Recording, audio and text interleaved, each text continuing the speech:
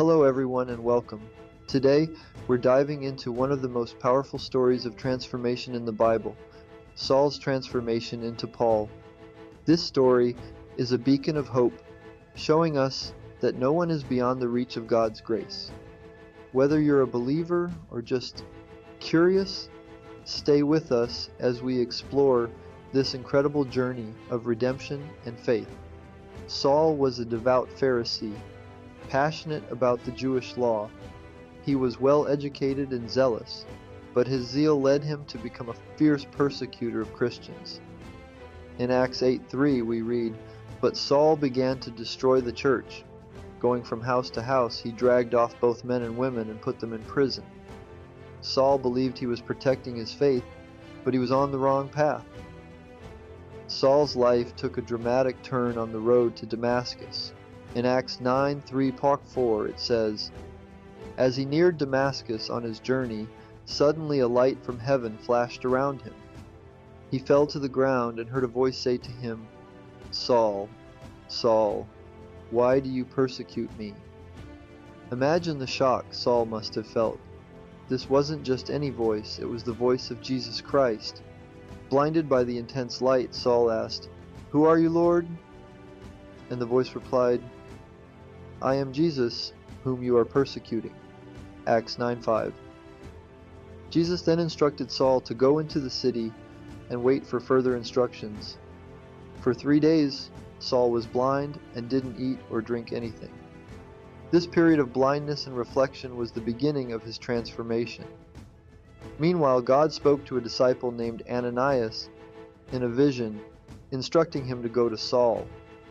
Understandably, Ananias was hesitant, knowing Saul's reputation, but God reassured him, saying, "Go. This man is my chosen instrument to proclaim my name to the Gentiles and their kings and to the people of Israel." Acts 9:15. Ananias obeyed, finding Saul and laying hands on him. Immediately, something like scales fell from Saul's eyes, and he could see again. He got up and was baptized. Acts 9:18. Saul's transformation was immediate and profound. He began preaching in the synagogues that Jesus is the Son of God. Acts 9:20. People were astonished, asking, "Isn't he the man who raised havoc in Jerusalem among those who call on this name?" Acts 9:21. Saul's boldness and newfound faith amazed and confused many, but his testimony was undeniable. Saul, who became known as Paul, dedicated his life to spreading the gospel. He embarked on multiple missionary journeys, establishing churches, and writing many of the New Testament letters we cherish today. In 2 Corinthians 5:17, Paul writes, "Therefore, if anyone is in Christ, the new creation has come. The old has gone, the new is here." This verse encapsulates his own transformation and the hope available to all of us. Paul's story is a testament to the power of God's grace. No matter how far we've strayed, no matter our past, God's love can transform us. If you're feeling lost or unworthy, remember Saul's journey. God has a purpose for you, and His grace is sufficient to bring about your own transformation. Thank you for joining us today.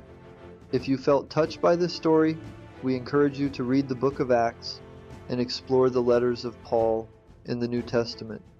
And remember, God's grace is always within reach. Until next time, be blessed and be a blessing to others.